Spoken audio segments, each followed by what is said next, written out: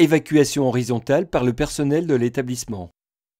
En tant que personne donnant l'alerte, vous entrez dans une chambre et informez le patient alité que l'endroit doit être évacué en raison d'un incendie. Vous avez le choix entre évacuer la personne avec son lit et les inconvénients de son encombrement, l'évacuer avec un drap de glisse ou l'évacuer seul grâce à SKP-Pod, solution que vous choisissez.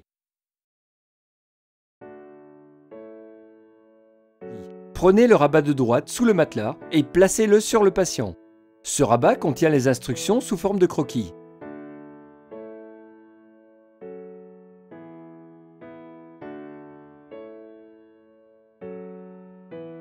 Prenez ensuite le deuxième rabat sur le côté gauche du matelas. Les rabats contiennent des instructions et des numéros qui vous aideront. En tirant les deux rabats aussi serrés que possible l'un vers l'autre, vous sécurisez le patient alité en formant un cocon avec le matelas. Les fermetures auto-agrippantes maintiennent les rabats ensemble. Comme vous pouvez le constater, vous pouvez assembler les rabats dans différentes positions, de telle sorte que vous pouvez évacuer les patients de taille et de poids plus importants, jusqu'à 150 kg. Maintenant, saisissez le dernier rabat du côté des pieds et rabattez-le sur les autres rabats du SKP-Pod. Ce rabat possède également des instructions.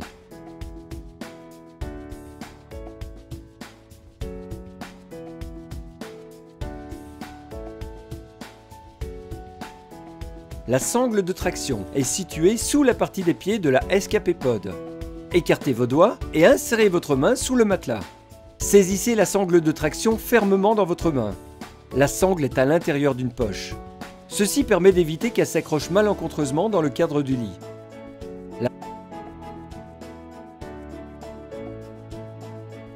La sangle de traction est en forme d'anse. Attrapez-la fermement afin de faire facilement pivoter le patient sur le cadre du lit. Tirez le matelas et le patient et ralentissez au moment du passage du bassin sur le bord du lit.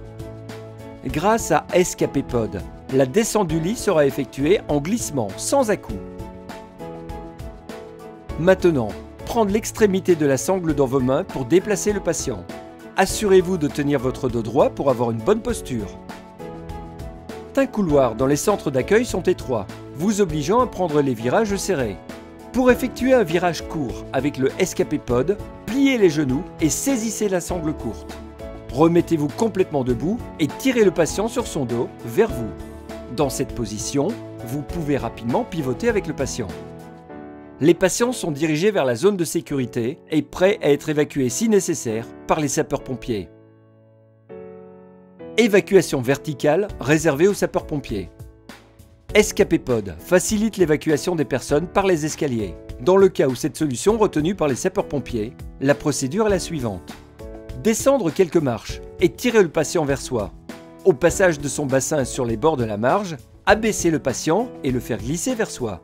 À ce moment, tenir la rampe de l'escalier avec une seule main en s'assurant de toujours utiliser la même jambe pour rester en contact avec le matelas du patient. Utilisez l'autre jambe pour descendre l'escalier marche par marche. Cette autre jambe sert également de frein. Si les escaliers sont assez larges et qu'en bas il y a barrière solide, mur ou barrière fermée, pas en verre, ou suffisamment d'espace libre, il est possible de laisser un patient glisser vers le bas de façon indépendante. Une configuration favorable pour les sapeurs-pompiers est d'un sauveteur à chaque palier d'escalier.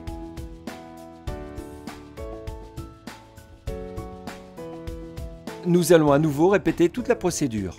Assurez-vous que tous les rabats sont fixés correctement par les scratchs, de sorte à pouvoir commencer le processus d'évacuation.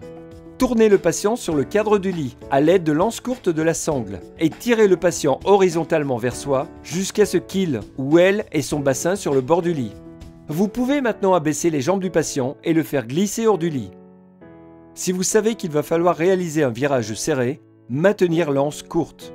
Assurez-vous également qu'il y a toujours suffisamment d'espace dans les couloirs et que les chariots sont plaqués au mur de sorte que le passage soit libre. Une seconde personne peut aider à faire glisser afin de faciliter la tâche.